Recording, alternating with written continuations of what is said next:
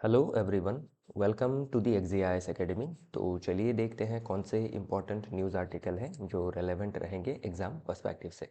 तो इसमें मैं आपको हर आर्टिकल का समरी बताऊंगा और जो भी आर्टिकल रहेंगी उनसे उनका एग्ज़ाम रेलेवेंस क्या रहेगा, प्री और मेंस में कैसे क्वेश्चन पूछे जा सकते हैं वो बताने की कोशिश करूँगा।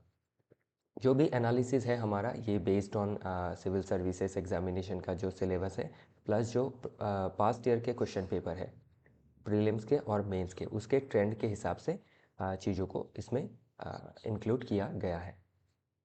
कोई अगर हमारे साथ एडमिशन के ज़रिए जुड़ना चाहता है तो वो हमारे एडमिशन डेस्क में कांटेक्ट कर सकते हैं। कांटेक्ट नंबर है 6000241748। बाकी जो कोर्स के हाईलाइट है वो इसमें मेंशन किए गए हैं, आप एक बार इसको पढ़ लीजिएगा। चलिए देखते हैं आज का पहला आर्टिकल। तो आज का पहला आर्टिकल बात करता है अबाउट वियतनाम कि पिछले 50 वर्षों में वियतनाम ने कैसे जो आपकी इकोनॉमिक डेवलपमेंट है उसको हासिल की है। अभी जो वियतनाम है वो एक कम्युनिस्ट नेशन है और जो कम्युनिज्म का आइडिया का जो मॉडर्न टाइम में जो फादर है वो है मार्क्सिज्म। और मार्क्सिज्म का जो कम्युनिज्म है उसको डिफरेंट तरीके से कैसे आपका अप्लाई किया गया बाय डिफरेंट नेशन। तो मार्क्सिज्म का जो आइडिया है उसको पहली बार अप्लाई किया by Lenin in Russia after 1917। तो रशियन रेवोल्यूशन के बाद जो लेनिन कम्युनिस्ट पार्टी के लीडर थे रशिया के, जिन्होंने रशियन रेवोल्यूशन में भी नेतृत्व दिया था, तो उन्होंने रशिया और बाकी जो 14 रीजन थी जिन्होंने रशियन रेवोल्यूशन लड़ा था, रशियन रेवोल्यूशन में पार्टिसिपेट किया था, तो सभी देशों जो सभी 15 रीजन थे वो एकजुट होके यूएसएसआर का गठन हुआ, union of Soviet socialist Republic. तो उससे क्या हुआ, लेनिन पहले ऐसे व्यक्ति थे, लीडर थे, जिन्होंने मार्क्सिज्म को आपके एक्चुअली इम्प्लीमेंट किया था किसी देश में। और ध्यान रखिएगा उसमें लेनिन ने कुछ मॉडिफिकेशंस भी लाई थी, इसीलिए मार्क्सिज्म का जो यूएसएसआर वाला वर्जन था उसको लेनिनिज्म कहा जाता है, क्योंकि लेनिन क्योंकि लेनिन ने उसको लाया था। उसके बाद यूएसएसआर का जो सोशो इकोनॉमिक डेवलपमेंट है या फिर जो कम्युनिस्ट सिस्टम है उसको देख के बाकी देश इंस्पायर हुई, जैसे चाइना।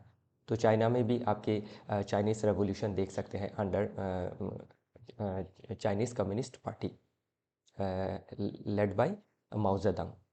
तो उसमें एक नया आइडियोलॉजी उभर के आया, ओवरऑल कम्युनिस्ट ही था लेकिन एक नया आइडियोलॉजी उभर के आया, उसको कहा गया माओइज्म, क्योंकि कुछ ना कुछ तो चेंजेस जो लीडर है वो कर देते हैं आइडियोलॉजी में।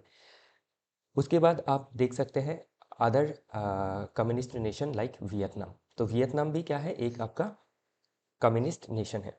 और वियतनाम का जो आइडियोलॉजी है या फिर जो कम्युनिज्म है वो मार्क्सिज्म लेनिनिज्म है। अर्थात मार्क्स का जो कोर आइडियोलॉजी है कम्युनिज्म या फिर कम्युनिस्ट आइडियोलॉजी, उसका मिश्रण है विथ लेनिनिज्म। तो किस तरह से आपके जो मार्क्सिज्म है और मार्केट एंड नेशनलिज्म है वो वियतनाम में फ्लोरिश हुआ। तो अभी ध्यान रखिएगा कि मार्क्सिज्म मार्केट इकोनॉमी के खिलाफ था, सोशलिस्टिक पैटर्न ऑफ इकोनॉमी के सपोर्ट में था।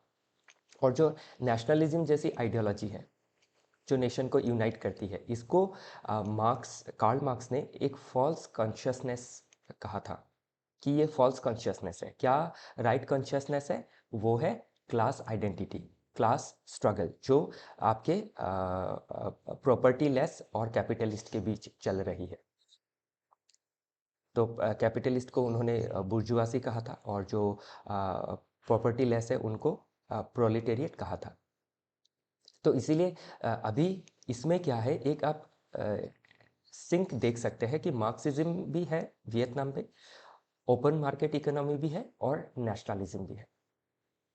तो अभी जो कम्युनिस्ट मॉडल है वियतनाम का, इट मीन्स एक ही पार्टी है, कम्युनिस्ट पार्टी, इलेक्शंस नहीं होती है, या फिर कोई इंटरनल अरेंजमेंट हो सकता है लेकिन देश में ओपन इलेक्शन नहीं होता है, फ्री एंड फेयर जैसे इलेक्शन इंडिया में देखा जाता है वैसा नहीं होता है, क्योंकि सिंगल पार्टी देश है वो कम्युनिस्ट पार्टी ऑफ वियतनाम। तो अभी आपका तो उसमें मार्केट और नेशनलिज्म कैसे आई?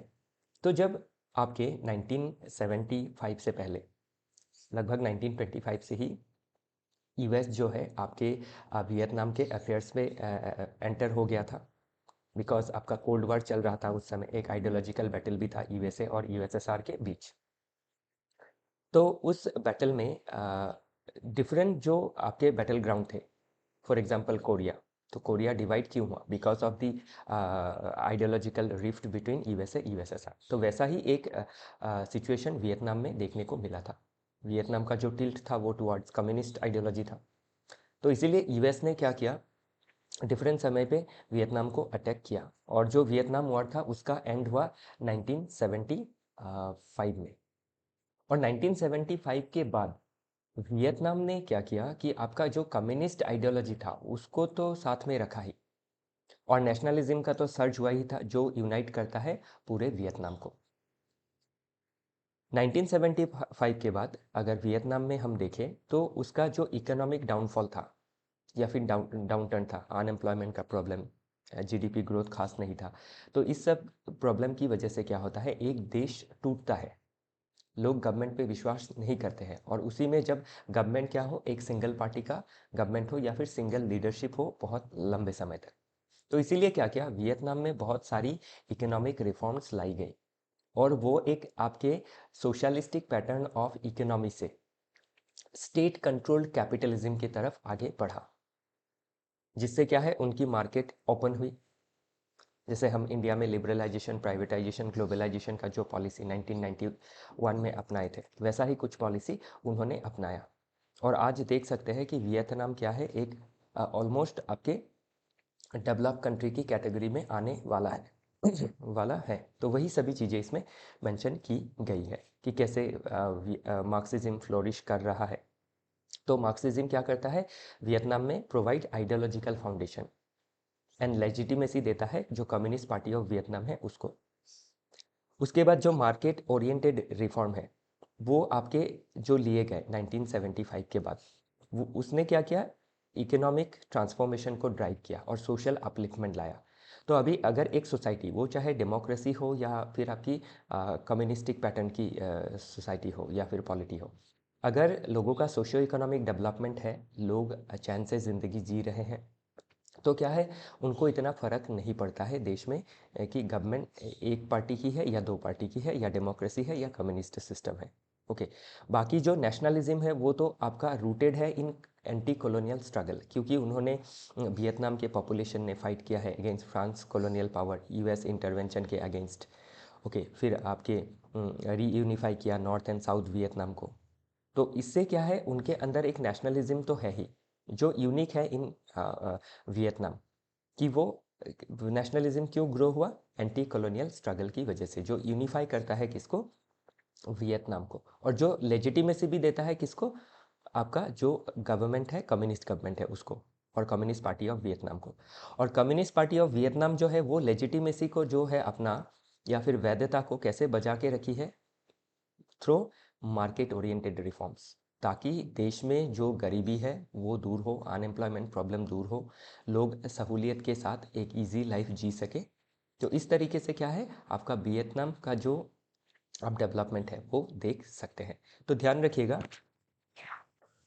ये जो यूएस वियतनाम का वार था 1975 में जो ख़त्म हुआ था, उसका 50 ईयर्स कंप्लीट हुआ है। तो इस लिहाज से ये आर्टिकल आया है। तो अभी क्या है, आपके इन फ्यूचर क्वेश्चन बन सकता है कि कंट्रीज़ लाइक वियतनाम, जो एक समय इतना ज़्यादा प्रॉब्लम से जूझ रही थी, देन कंट्रीज़ लाइक चाइना, जो इतने ज़्यादा प्रॉब्लम से जूझ रही थी, इकोनॉमिक प्रॉब्लम, सोशल प्रॉब्लम, उन्होंने समय के साथ डिफरेंट पॉलिसी इंटरवेंशन के तहत अपने देश को डेवलप कर लिया है।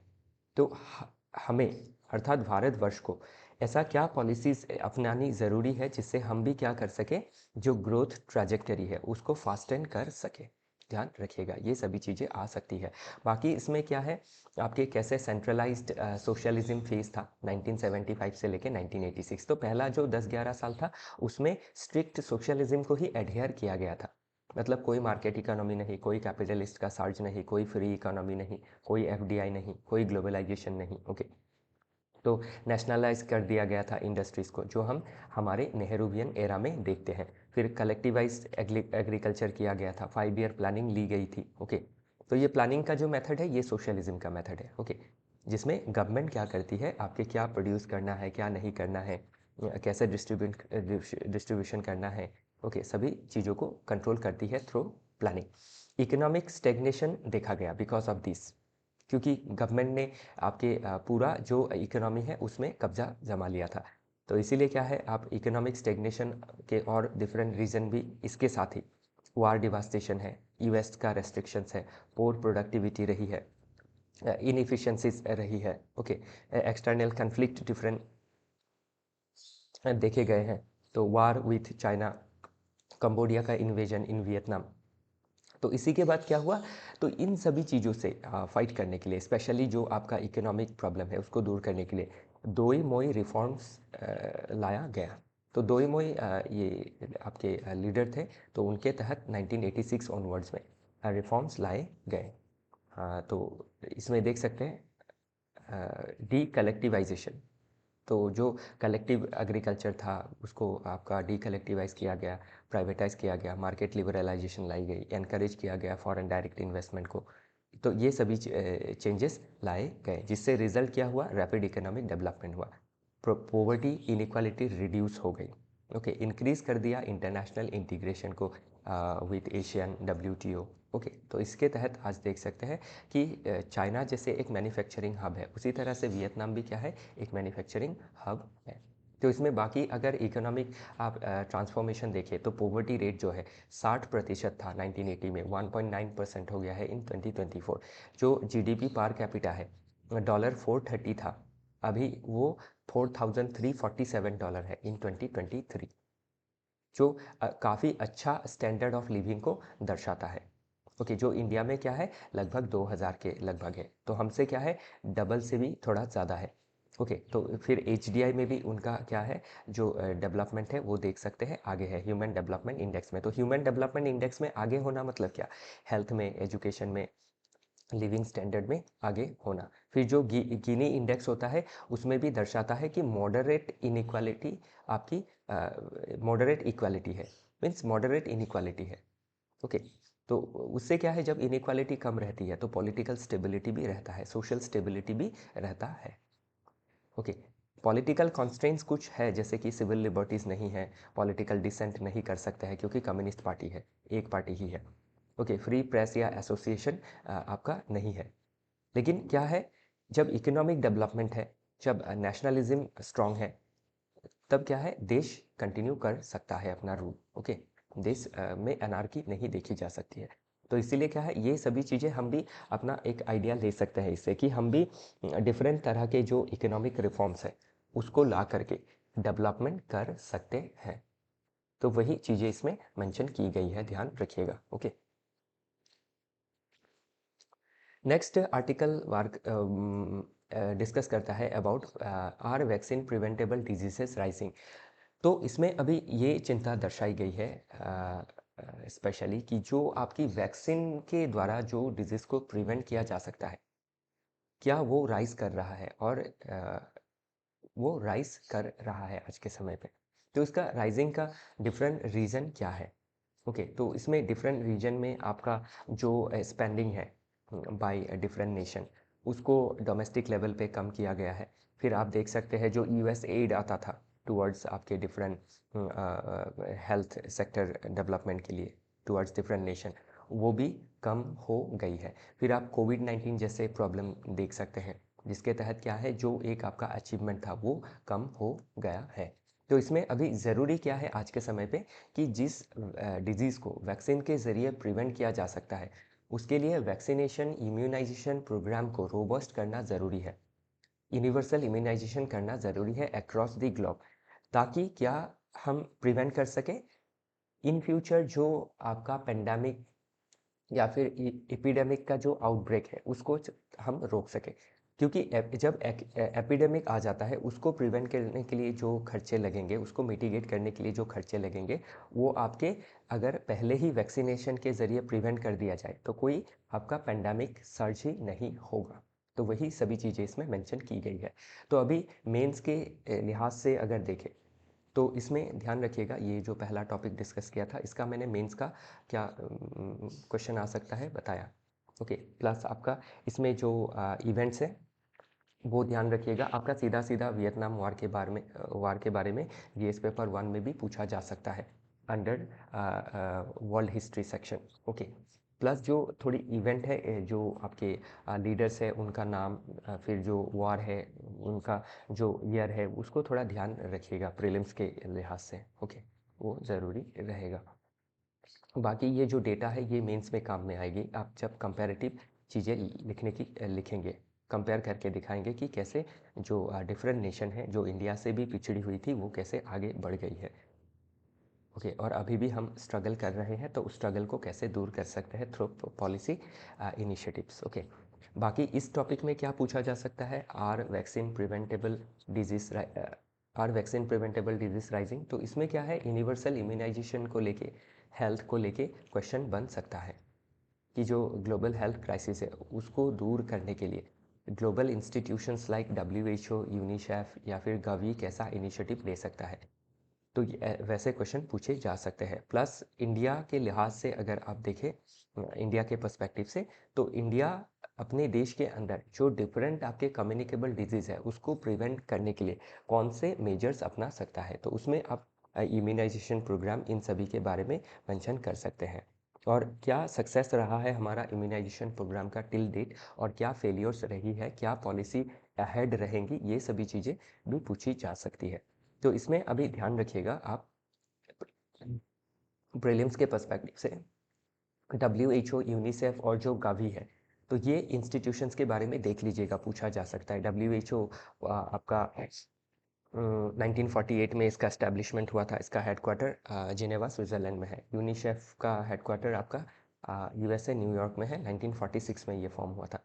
फिर जो गवी है, global alliance for vaccination and immunisation, तो इसमें आपकी यूनिसेफ हो, WHO हो, मिलिंडा एंड गेट फाउंडेशन हो, ये सभी जुड़ी हुई है। इसको 2000 में इस्टेब्लिश किया गया था इस एसोसिएशन को, ध्यान रखिएगा। और इसका काम है यूनिवर्सल इम्यूनाइजेशन प्रोवाइड करना वर्ल्ड वाइड।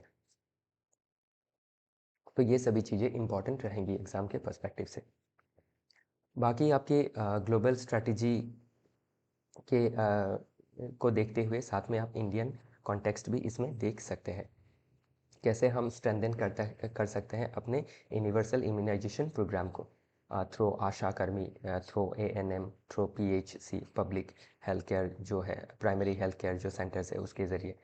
फिर जो मिस इन्फॉर्मेशन है उसको कॉम्बैट करना ज़रूरी है। अब ध्यान रखिएगा, जब भी वैक्सीनेशन के लिए आता है तो इतना मिस इन्फॉर्मेशन फैला देते हैं आपके जो भी जो कल्प्रिट है, कि आपका जो वैक्सीन है उसको लेते ही बेबी के अंदर कुछ प्रॉब्लम आ सकती है या फिर लोगों के अंदर प्रॉब्लम आ सकती है।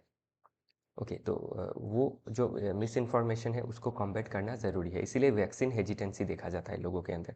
फिर डिजिटल ट्रैकिंग करना ज़रूरी है, like CoWIN kind of platform. Okay, फिर आपका इंटीग्रेटेड वैक्सीनेशन लाना है इन स्कूल हेल्थ प्रोग्राम, तो स्कूल में ही आपकी जो स्टूडेंट है उनको टारगेटेड तरीके से वैक्सीन देना ज़रूरी है। फिर CSIR का जो फंड है, कॉरपोरेट सोशल रेस्पॉन्सिबिलिटी, उसको भी हम यूनिवर्सल वैक्सीनाइजेशन में डाइवर्ट कर सकते हैं, उसमें इस्तेमाल कर सकते हैं इसका। ओके, बाकी आप इसमें और क्या देख सकते हैं, बाकी इंडिया का क्या अचीवमेंट है और क्या चैलेंजेस है, क्योंकि ऐसे क्वेश्चन बनेंगे। Okay, challenges, achievement, step ahead, global strategy, ये सभी चीज़ें आप देख लीजिएगा, ध्यान रखिएगा, ऐसे क्वेश्चन बनेंगे ही। अचीवमेंट्स क्या है, पोलियो फ्री हो गए हैं हम 2014। ओके, तो ये फिर जो मैटरनल और न्यूनेटल को टिटेनस जो है उसको एलिमिनेट किया गया है इन 2015, तो ये सभी चीज़ें प्रीलिम्स में बन सकती है। फिर जो आपका मेसल्स है, रूबेला है, PCV है, रोटा वायरस है, कोविड-19 वैक्सीनेशन, ये सभी चीज़ें लग चुकी है। फिर आपका यूनिवर्सल इम्यूनाइजेशन प्रोग्राम, इसको टारगेटेड तरीके से करना चालू किया गवर्नमेंट ने। तो ये जो यूनिवर्सल इम्यूनाइजेशन प्रोग्राम है, इस प्रोग्राम का नाम है मिशन इंद्रधनुष। तो अभी इसमें क्या है, ये सभी चीज़ें प्रीलिम्स में पूछी जा सकती है, और मेंस में तो आपको मेंशन करना होगा जो स्कीम है, जो इनिशिएटिव ली गई है। ओके, और फिर जो फेलियर है वो भी आपको देखना ज़रूरी है कि अभी क्या है 76.1% फुल इम्यूनाइजेशन हुआ है, मतलब अभी भी 4 चिल्ड्रन में से एक क्या है मिस्ड आउट है, तो उसको दूर करना ज़रूरी है। फिर vulnerable group in special areas like urban slam, tribal belt, north east India में अंडर कवर्ड है, तो इसको कवर करना ज़रूरी रहेगा। और जो वैक्सीन हेजिटेंसी है बिकॉज ऑफ मिस इन्फॉर्मेशन, उसको भी दूर करना पड़ेगा। चलिए आगे देखते हैं। नेक्स्ट दो जो आर्टिकल है वो इंडिया के इकोनॉमी के बारे में बात कर रही है। तो जो इकोनॉमी पार्ट होता है जीएस पेपर 3 में काफ़ी डायनामिक पार्ट है जो आपको न्यूज़पेपर से ही कवर करनी होती है। तो India needs to raise productivity, तो हमें क्या करना है अभी ये जो स्टेटमेंट है किनके द्वारा आया है, vice chairman of NITI Aayog Suman Banerjee. Okay, तो उन्होंने कहा है कि अगर इंडिया को डेवलप करना है उसके लिए हमारा प्रोडक्टिविटी को राइज करना होगा। जो फैक्टर ऑफ प्रोडक्शन है उसका जो क्वालिटी है उसको इंक्रीज करना पड़ेगा। इन्वेस्टमेंट टू एक्सेलरेट ग्रोथ, और इन्वेस्टमेंट करना पड़ेगा टू एक्सेलरेट ग्रोथ। और इसमें क्या ध्यान दिया गया है, ध्यान दीजिएगा कि जो प्रोडक्टिविटी है उसको राइज करने के लिए हमें क्या करना है, पहला तो इन्वेस्टमेंट करना पड़ेगा। अगर इन्वेस्टमेंट नहीं हुआ तो प्रोडक्टिविटी कैसे बढ़ेगी या फिर ग्रोथ कैसे एक्सेलरेट होगा। और अभी जो गवर्नमेंट ने आपके जो 12 लाख जो अर्निंग है उनको जो टैक्स का जो छूट दिया है, ध्यान रखिएगा इससे क्या है आपकी जो टैक्स पेयर है उसका संख्या बहुत कम है, तो उन्हीं को सहूलियत मिलेगी। और इतने कम कंज्यूमर से क्या है देश की इकोनॉमी ग्रो नहीं कर सकती है, वो आपका टोकेनिज्म है। तो उसके साथ ही हमें क्या करना पड़ेगा, जो प्राइवेट इन्वेस्टमेंट है उसका ग्रोथ को एक्सेलरेट करना पड़ेगा ताकि इन्वेस्टमेंट ज़्यादा हो। जब ज़्यादा फैक्ट्रियाँ बनेगी, जब ज़्यादा इंडस्ट्रीज़ बनेंगी, तब क्या है डिफरेंट तरह के काम आपके निकलेंगे और जो हमारा अनएम्प्लॉयमेंट का प्रॉब्लम है वो दूर होगा। तो जो अनएम्प्लॉयड लोग हैं जिनको काम मिलेगा बिकॉज ऑफ इन्वेस्टमेंट, तो उनके पास इनकम आएगा, तो वो क्या कर सकेंगी, मार्केट में जो चीज़ें आपकी बन रही है बिक रही है उसको खरीद पाएंगी, कंज्यूम कर पाएंगी। तो इसीलिए क्या है इन्वेस्टमेंट ज़रूरी है to raise our growth as well as. ध्यान दीजिएगा जो प्रोडक्टिविटी है उसको राइज करने के बारे में कहा है, तो प्रोडक्टिविटी अगर राइज करना है तो उसके लिए ज़रूरी क्या है, जो फैक्टर ऑफ प्रोडक्शन है। आपके इसमें फैक्टर ऑफ प्रोडक्शन में एक आपका बहुत महत्वपूर्ण फैक्टर है जैसा लैंड, लेबर, कैपिटल। तो उसमें जो आपके लेबर है या फिर जो वर्कफोर्स है उसका जो स्किल है उसको इन्हांस करना ज़रूरी है। जब स्किल्ड वर्कफोर्स रहेंगी, अच्छा स्किल जब रहेगा तो वो क्या करेंगी, कम समय के अंदर इफ़ेक्टिवली अच्छे प्रोडक्ट्स को तैयार कर पाएंगी इन फैक्ट्रीज। तो इसीलिए क्या है जो फैक्टर है प्रोडक्ट्स के, उन फैक्टर्स को आपका उनका डेवलपमेंट करना ज़रूरी रहेगा, तभी क्या है प्रोडक्टिविटी बढ़ेंगी। तो 100 रुपये खर्च करके अगर 10 आइटम बनाई जाती है तो उसी 100 रुपये खर्च करके हम 20 आइटम बना सकेंगे अगर प्रोडक्टिविटी राइज हुआ तो, और हम जो विकसित भारत का मिशन है उसको अचीव कर सकेंगे। तो ये क्या है, इसी लाइन से आप सोच के बहुत कुछ चीज़ें ध्यान में ला सकते हैं। ओके, तो बाकी चीज़ें इसमें मेंशन की गई है और इसमें ध्यान दिया गया है specially private sector led growth के बारे में, और सप्लाई साइड में फोकस करने को कहा है कि आप पहला तो इन्वेस्ट करो, इन्वेस्टमेंट से आपकी जॉब क्रिएशन होगी, जो प्रोडक्ट आपकी मार्केट में आएंगी वो क्या है आपके लोग खरीद भी पाएंगे उससे, क्योंकि जब प्राइवेट सेक्टर लेड ग्रोथ होगा तो एम्प्लॉयमेंट भी तो जनरेट होगी, सप्लाई भी जनरेट हो रहा है और जो कंज्यूमर है वो भी जनरेट हो रहे हैं पैरेलली। ओके, ध्यान दीजिएगा। बाकी अभी प्राइवेट सेक्टर को आपका इन्वेस्ट करने के लिए क्या ज़रूरी है, ईज़ ऑफ डूइंग बिजनेस लाना ज़रूरी है, ज़्यादा रेगुलेशन नहीं होना है, डीरेगुलेशन करना है, जो इकोनॉमिक सर्वे ने भी कहा है रिसेंट का। टैक्स को सिंप्लीफाई करना ज़रूरी है, प्रिडिक्टेबल ट्रेड करना ज़रूरी है, अनप्रिडिक्टेबल लॉज बनाना, रूल्स रेगुलेशन लाद देना वो सही नहीं है। फिर एफडीआई पॉलिसीज़ लेनी ज़रूरी है, फॉरेन डायरेक्ट इन्वेस्टमेंट। तो इससे क्या है हमें डिफरेंट देशों के साथ कनेक्ट होना पड़ेगा और उससे पहले हमें ये सिंप्लीफिकेशन करना पड़ेगा, टैक्स सिंप्लीफिकेशन। तो टैक्स के लिए क्या है, न्यू टैक्स एक्ट भी आया है जो लागू होगा 2026 1 से। ओके, फिर जो इस इन्फ्लेशन है उसको कंट्रोल करना ज़रूरी है। बाकी आप देखिएगा समझ में आएंगे। तो ये सभी चीज़ें आपकी मेंस में ज़रूरी रहेंगी। और प्रीलिम्स में भी कुछ फैक्ट पूछा जा सकता है, जैसे कोई स्टेट पीसीएस में क्या है, इवन आपके चेयरमैन का नाम भी पूछ लिया जाता है, वाइस चेयरमैन का बारे में भी पूछा जाता है, तो ये भी डेटा आपको इससे मिल जाएगा। ओके, चलिए आगे देखते हैं। नेक्स्ट आर्टिकल अगेन बात करता है about economy in good shape, कि हमारा जो इकोनॉमी है वो गुड शेप में है, ग्रोथ ऑन ट्रैक, ग्रोथ भी ट्रैक में है, तो करना क्या है। ध्यान रखिएगा, दोनों ही गवर्नमेंट के अंडर सर्व करने वाले पर्सन ने लिखा है। ओके, एक आपके vice chairman of NITI Aayog है सुमन बैरी जी, और वी अनंता नागेश्वरन जी। ओके, जो आपके चीफ इकोनॉमिक एडवाइज़र है गवर्नमेंट ऑफ इंडिया, सीईए। तो इसमें अभी आपका क्या है, Nageswaran calls for targeted investment. तो टारगेटेड इन्वेस्टमेंट के बारे में कहा है in human capital, technology and infrastructure. तो ध्यान रखिएगा, अभी इस टॉपिक से ये अलग नहीं है, ये सेम ही है। इसमें टू एक्सेलरेट ग्रोथ, प्रोडक्टिविटी को बढ़ाने के लिए कहा है। तो प्रोडक्टिविटी को बढ़ाने के लिए क्या है, क्या करना ज़रूरी है, आपका इंफ्रास्ट्रक्चर डेवलप करना ज़रूरी है, जो ह्यूमन कैपिटल है उनका स्किल डेवलप करना ज़रूरी है, जो फैक्ट्रीज़ हैं उनमें टेक्नोलॉजी को अपग्रेड करना ज़रूरी है, तभी बेटर प्रोडक्टिविटी हो पाएंगी। ओके, तो ये आर्टिकल दोनों ही सेम लाइन में है, बाकी इसमें डेटास मेंशन की गई है, इसको आप एक बार देखिएगा, समझ में आ जाएगा चीज़ें। ओके, क्योंकि बहुत बारीकी से चीज़ों को मेंशन किया गया है। इवन आपके कौन से प्रायोरिटी एरियाज़ है, सभी चीज़ें देखिए, मैं एमएसएमई का प्रोडक्टिविटी बढ़ाना है, ह्यूमन कैपिटल को एनईपी के तहत, न्यू एजुकेशन पॉलिसी के तहत, प्लस स्किल इंडिया के तहत, इंडस्ट्री पार्टनरशिप के तहत क्या करना है, कैपिटल बढ़ाना ज़रूरी है। नेक्स्ट, इनोवेशन और टेक्नोलॉजी में हम क्या कर सकते हैं, एआई मिशन को और बूस्ट कर सकते हैं, रिसर्च एंड डेवलपमेंट कर सकते हैं, और ओके, तो ये सभी चीज़ें एक बार देख लीजिएगा। फिर रेगुलेटरी रिफॉर्म में ट्रांसपेरेंसी ला सकते हैं, डीरेगुलेशन कर सकते हैं।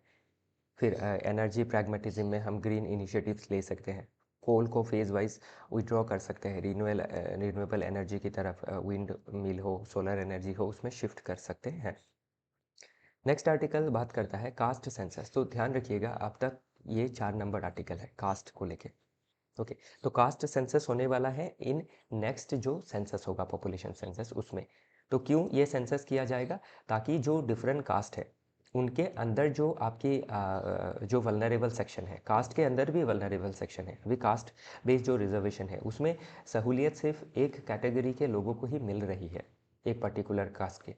तो जो उनके अंदर और जो बाकी सब कास्ट है उनका कैटेगराइजेशन के लिए, उनका प्रॉपर डेटा कलेक्शन के लिए कास्ट सेंसस भी इस बार इनामोरेट किया जाएगा, कास्ट डेटा भी कलेक्ट की जाएंगी, ताकि बेटर पॉलिसी बनाई जा सके। तो ये रहा अब तक का बात, जो हमने ऑलरेडी कर लिया था।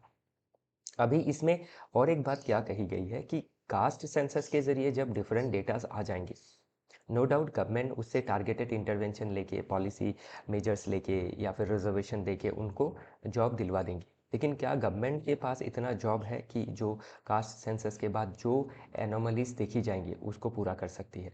ऑब्वियसली नहीं कर सकती है। तो इसीलिए क्या है, आप अभी के समय पे ज़रूरी क्या है, to boost our 3 sector, that is agriculture, then industry और मैन्युफैक्चरिंग, देन सर्विसेज सेक्टर। और इसमें सबसे जो महत्वपूर्ण सेक्टर है that is the second sector, secondary sector, manufacturing and industrial sector, उसको आपका बूस्ट करना ज़रूरी रहेगा। ओके, ध्यान रखिएगा। तो इसीलिए क्या है, आपके ये जो पहले के 2 आर्टिकल है इससे आप इसको जोड़ के देख सकते हैं। ओके, तो इसमें जो कहा आपके, देखिए ध्यान दीजिएगा, जो वी अनंता नागेश्वरन जी ने जो कहा कि इकोनॉमी गुड शेप में है, ग्रोथ भी ऑन ट्रैक है, ग्लोबल लेवल पे जो देखें हमारा ग्रोथ डबल है, इकोनॉमी गुड शेप में है। ज़रूरी अभी क्या है, टारगेटेड इंटरवेंशंस लेनी है, इन्वेस्टमेंट करना है ह्यूमन कैपिटल में, टेक्नोलॉजी लेवरेज लेनी है, इंफ्रास्ट्रक्चर को बेटर करना है। ओके, प्लस प्राइवेट सेक्टर का जो आपका इन्वेस्टमेंट है उसको बढ़ाना है, प्रोडक्टिविटी को बढ़ाना है, ताकि हम क्या कर सके, आपका जो डिफरेंट सेगमेंट के पॉपुलेशन है उनको हमारा जो अनएम्प्लॉयमेंट का जो प्रॉब्लम है उसको दूर कर सके, उनको एम्प्लॉयमेंट दे सके। तो कास्ट सेंसस ज़रूरी है, it is well and good, but ध्यान रखना है कि कास्ट सेंसस के बाद जो एनोमलीज दिखेंगी, जो इनइक्वालिटीज़ उभर के आएंगी, कि ये पर्टिकुलर ग्रुप ऑफ पॉपुलेशन को आपका पिछड़ी हुई है, तो उनके लिए सिर्फ गवर्नमेंट इंटरवेंशन काफ़ी नहीं रहेगा, क्योंकि गवर्नमेंट सभी को इंक्लूसिवली डेवलप नहीं कर पाएंगी। क्यों? बिकॉज इतना गवर्नमेंट के पास पोस्ट नहीं है, जॉब नहीं है। तो इसीलिए क्या करना है, जॉब क्रिएट करना है by industrialisation, by increasing manufacturing, MSME development, startup development, make in India development, Aatmanirbhar Bharat, ये सभी चीज़ें जोड़ के देख लीजिएगा आप। ओके, चलिए आगे देखते हैं। नेक्स्ट आर्टिकल बात करता है कनाडा इलेक्ट्स इंडिया रिफ्लेक्ट्स। तो कनाडा का इलेक्शन का रिजल्ट आया हाल ही में, और इसमें एक पॉजिटिव बात क्या है कि जो आपकी कनाडा में जो डिवाइसिव जो पावर्स थी, जो इंडिया और कनाडा को डिवाइड कर रही थी, वो पावर जो है वो इलेक्शन में उनका रिजल्ट अच्छा नहीं रहा। जैसे जो जगमीत सिंह जी का जो पार्टी है एनडीपी, तो लॉस्ट हिज सीट इन ब्रूनाबे। ओके, तो उन्होंने सीट हारा है, और party lost official status, below 12 seat उनको मिला है। तो इससे क्या है, आपका सिंबॉलिक फॉल है ऑफ प्रो खालिस्तानी जो रेटोरिक है। तो ये क्या है, विन है फॉर इंडिया। तो ध्यान रखिएगा, दूसरे देशों में किसी ने इलेक्शन हारा है, जीत भारत की हुई है। ओके, तो इससे क्या है, कनाडा और इंडिया का जो रिलेशन में स्ट्रेन आ गया था बिकॉज ऑफ खालिस्तानी इशू, तो वो क्या हो सकता है, बेटर हो सकता है। और जो आपके मॉडरेट पार्टी है, लिबरल पार्टी, तो वो आपकी 343 सीट के अंदर 168 सीट से सीट में उन्होंने आपकी सफलता पाई है। तो स्लिम मेजॉरिटी है, स्टिल गवर्नमेंट फॉर्म करेंगे लिबरल पार्टी। तो मार्क कैर्नी इसके लीडर है इस पार्टी के। तो अभी क्या है, इंडिया और जो कनाडा का रिलेशन है उसमें इम्प्रूवमेंट आ सकता है, ध्यान रखिएगा। बाकी इसमें मुझे नहीं लगता है कुछ डिस्कस करने का है, लेकिन ध्यान रखिएगा कि जो इंडिया और कनाडा का रिलेशन स्ट्रेन हुआ है बिकॉज ऑफ खालिस्तानी इशू, उसमें अभी सुधार आ सकता है। और जब सुधार आएगा, कनाडा और इंडिया का जो डिप्लोमेटिक टॉक है वो रिज्यूम होगा। और इसमें क्या है, आप इकोनॉमी के एंगल से देख सकते हैं, फिर टेक्नोलॉजी के एंगल से देख सकते हैं, रिन्यूएबल एनर्जी के एंगल से देख सकते हैं, सिक्योरिटी एंगल से देख सकते हैं। तो इन सभी चीज़ों में हम क्या है, फिर से अलाइंड हो सकेंगे। ओके, तो उस एंगल से ये ज़रूरी रहेगा, मेंस के लिए इसको देखना ज़रूरी रहेगा। और ध्यान रखिएगा, कभी कोई स्टेट पीसीएस में इवन पूछ लिया जाता है कि कौन सी पार्टी ने विक्ट्री हासिल की है, लीडर कौन रहे हैं। ये स्पेशली स्टेट पीसीएस में ज़्यादा पूछा जाता है, यूपीएससी में ऐसे क्वेश्चन नहीं देखे जाते हैं। ओके, चलिए आगे देखते हैं। नेक्स्ट आर्टिकल, दो आर्टिकल है, ये दोनों ही आर्टिकल बात करता है about deadly attack and aggression. तो जो पहलगाम में पाकिस्तान बेस्ड टेरर अटैक था, उसको हम कैसे उसके साथ मुकाबला कर सकते हैं, गवर्नमेंट का क्या रिस्पॉन्स होना है। तो इसमें अभी हाल फिलहाल में हमने जितनी 10-15 आर्टिकल डिस्कस की, तो उसी का क्या है, ये आपका वैल्यू एडिशन है, इसमें और कुछ सुझाव दिए गए हैं। तो वो चीज़ें आप एक बार देख लीजिएगा। ओके, ये आपका रिवीजन हो जाएगा, तो मैं इसको स्किप कर रहा हूँ, ये दो आर्टिकल। तो why Pahalgam response pose a challenge, तो क्या चैलेंज है रेस्पॉन्स में, कैसे रेस्पॉन्स करना है, देश के अंदर आपका जो लोगों का इमोशन है वो कैसा है, तो ये सभी चीज़ों को समझना ज़रूरी है। ओके, तो नेक्स्ट जो आर्टिकल है ये आपका बात कर रहा है अबाउट ये थोड़ा जो इंडिया का माइथोलॉजी है उसके बारे में डिस्कस कर रहा है, about goddesses Durga Devi and जो महिषासुर है उसके बारे में। तो इसमें अभी ये जो आर्टिकल है, इसमें अभी ध्यान रखिएगा, हमारा जो माइथोलॉजी है, रामायण फॉर एग्जांपल, रामायण को ही ले लीजिए। अभी रामायण जो है डिफरेंट रीजन में रामायण का डिफरेंट इंटरप्रिटेशन आप प्राप्त करेंगे। इवन ऐसे रीजन भी मिलेगा जहां आपके रावण को भी पूजा किया जाता है। ओके, तो इस आर्टिकल को मैं ज़्यादा समझाने की कोशिश नहीं करूँगा बिकॉज थोड़ा किसी के लिए ऑफेंसिव भी हो सकता है। लेकिन मुझे जो आर्टिकल है काफ़ी इंसाइटफुल लगा, लेकिन फिर भी मैं इसको स्किप कर रहा हूँ क्योंकि मैं इसको मतलब इंटरप्रेट करूँगा, कोई ऑफेंस भी ले सकता है। तो इसीलिए क्या है, आप इसको एक बार पढ़िएगा। ओके, तो कैसे जो आपके महिषासुर है उनको भी डिफरेंट रीजन में पूजा किया जाता है, क्योंकि वो कुल देवता रहे हैं डिफरेंट ट्राइब के, जो आपके पेस्टोरलिस्ट रहे हैं, बफेलो वर्शिपिंग जो ट्राइब है, लाइक गोंड हो गया, टोडास हो गया, भील्स हो गया, मारियाज हो गया, वन गुज्जर्स हो गए। ओके, तो इसमें अभी क्या है, दो इसका एस्पेक्ट दिया गया है। ओके, जैसे महिषासुर को हम डेमॉन मानते हैं, तो कोई रीजन में उनको क्या है, आपका कुल देवता भी माना जाता है। ओके, तो अभी जो पूरा इसमें कोर थेसिस है, इसका जो एंटीथेसिस है, ये इसमें मेंशन है। आप पढ़ेंगे तो ये सिंपल लिखा है हमने, समझ में आ जाएंगे। ओके, बाकी पूछने की इसमें क्या चीज़ें रह सकती है, डिफरेंट जो ट्राइब है कहाँ से बिलोंग करती है, क्योंकि ट्राइब का लिस्ट पूछा जाता है। ओके, ध्यान रखिएगा कि कौन से ट्राइब कहाँ से बिलोंग करती है, मैच करने दिया जा सकता है। और तो इसी के साथ जो डिस्कशन है वो समाप्त होता है। कल फिर मिलेंगे डिफरेंट आर्टिकल के साथ।